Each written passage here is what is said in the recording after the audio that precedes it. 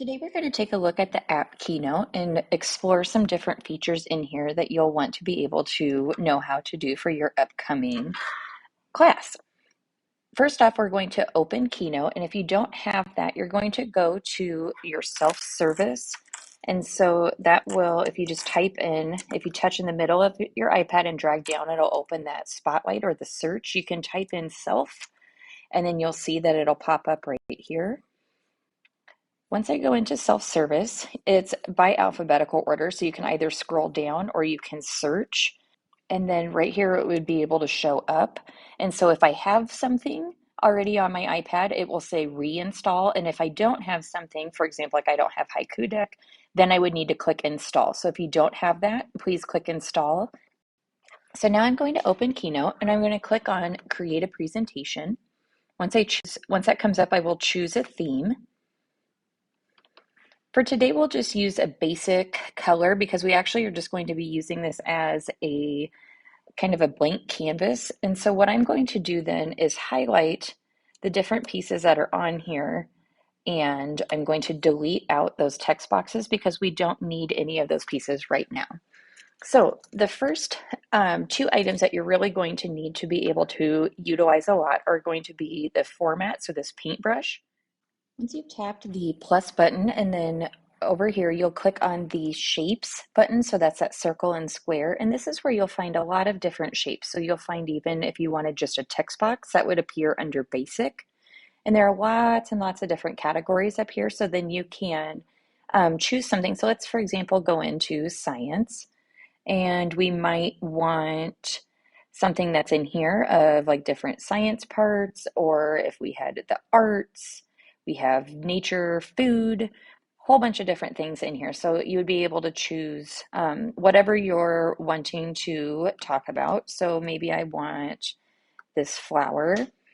What I would be able to do then also is, so not only can I have that flower shape, but then I also can format it. So if I click on the shape and then I would click on the format button, this is where you can choose different pieces of how you want that to actually look. So if I wanted to change the color, I could choose one of these different colors up here. So maybe I wanted pink, but maybe I want more than just those 6 options.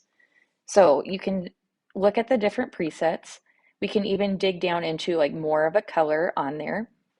Gradient is one where it would start at a color and then change as it goes on. So maybe if I wanted, say, like a lighter pink purple color to then maybe a darker color, then you would see how that changes from the top to the bottom.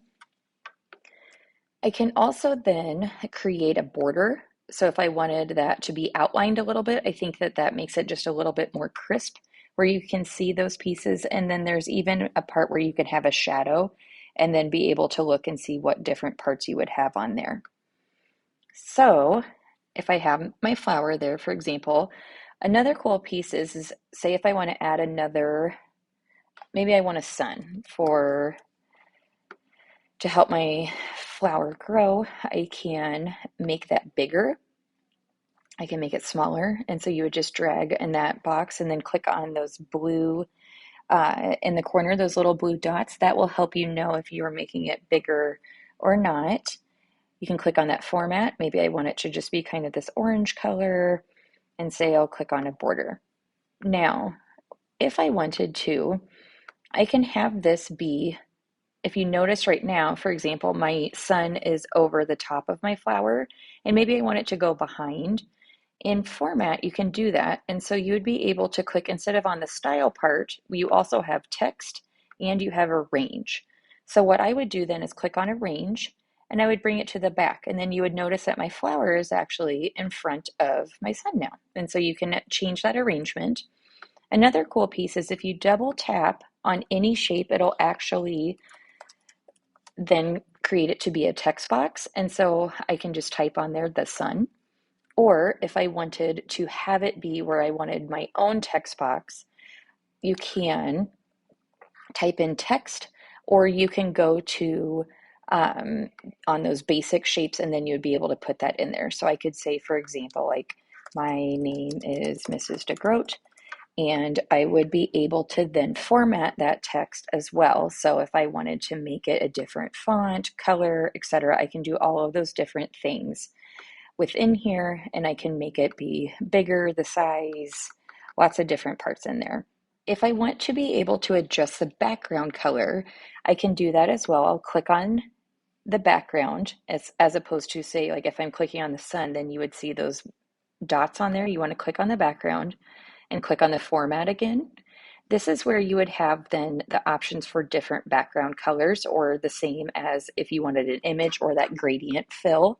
So maybe I wanted, like, pretending that it's like the color of the sky or something like that. So I would be able to add that in. If I wanted to even have a different angle of like where the gradient would be, you can do that as well. And so you can change how that would look for you and your preference on that. If you tap once on any of the objects, you would be able to then see that it'll pull up a different little menu bar. And this is where you can actually add animations into your shapes or different objects that you might have. So if it's your text or whatnot. So one of my favorites is if I click on the shape and I add an action, I'll click on that. And then on iPads only, you can actually do create a path, and then you can draw of exactly where you want that shape to go. So maybe I want my flower to move around the screen. You can do that and it will work for you. If you want that to go faster or slower, you click on here on that motion path, and then it'll bring up a separate part, and so I can make it go faster. Or if I really wanted to slow that down, then you would be able to see that it would actually go a lot slower then as well. So I'll put it kind of down a little bit so it's not quite as slow. I'll click done. And then if I want something, maybe I want my son to have an animation also, I'll click on animate and then add action. Or you can do something also of like add the build-ins. So you can make like the sun blink, for example, or I could go back and I could do add a build-in. And that's where there are different ones that are in here. So maybe I wanted like the sun to pop, for example. You can do those different pieces. And then right here, instead of the play button, it's going to have you have an order. And so this is where you can have it either be on tap, or I can have them work together at the same time. So that's where I would choose with, and then that would make it happen where it's called with build one or with build whatever number it is. And then those would happen simultaneously. So you can click preview to make sure that's what you want it to look like. And so then you would see that my sun was blinking while my flower moved around as well. If I want to have it be where I'm doing a different part, where say I'm having something grow or change or whatnot over time, there's a special animation called Magic Move, and I'm going to show you how that can work up here. So in those three dots, this is where I'm going to actually choose animate, but I want to make sure that I'm not clicked on anything. So I'm going to choose the three dots, click animate, and it's called add transition. This is where we would choose magic move, and this will duplicate then the slide.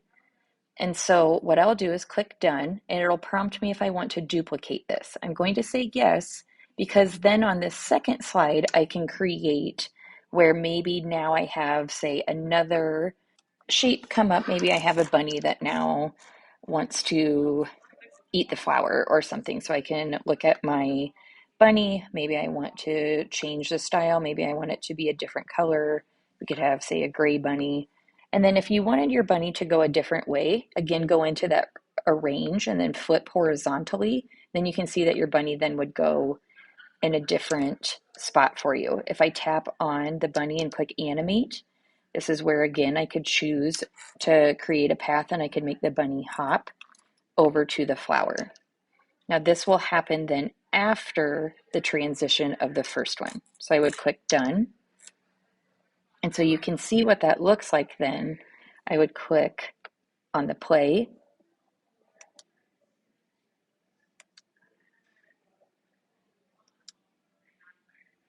These will then have it be after those first transitions have happened with the sun and the flower, then my bunny would appear and then would be hopping over. So that's where you can add in different pieces to have it work how you're wanting to. Now, if my animations, for example, were not what I was hoping for and I wanted something to be different, just click back in that animate and in the build order, and that's where you can change the different things. So here, for example, I didn't have my sun popping and blinking with that flower, and so that's where then I can change this and have it go with build one. Another piece that you can do is adding in, so if I click on the media here, so insert and then media, I can actually then have us do record audio and explain what's going on. So if I click on this, I choose record. My bunny decided that it wanted to be able to eat the flower and it hopped over. I would have that in there. You can preview it and you can edit if that's something that you weren't quite sure on or you didn't want, then you can edit that to make it how you want it to be. Once you're done, then you're going to click on insert and then it'll actually have a little option here for you where then that's where your audio is. My bunny decided that it wanted to be able to eat the flower and it hopped over. If I'm done with my presentation, you can also do an export. And so we have different options here. So if I wanted to be able to export this, what I would do is click on export. So the three dots, export, and then you can choose of what type that you might need. So for example, if I wanted to keep this as a movie to show all of those animations and then the audio, that's where I would click movie. You want to make sure that you have all of your slides in there. So to make sure that you have everything, if you have more than one, and then you'll click export, it will create that video for you. And then this is where you can save the video to your camera roll, and then you'd be able to upload it to your assignment.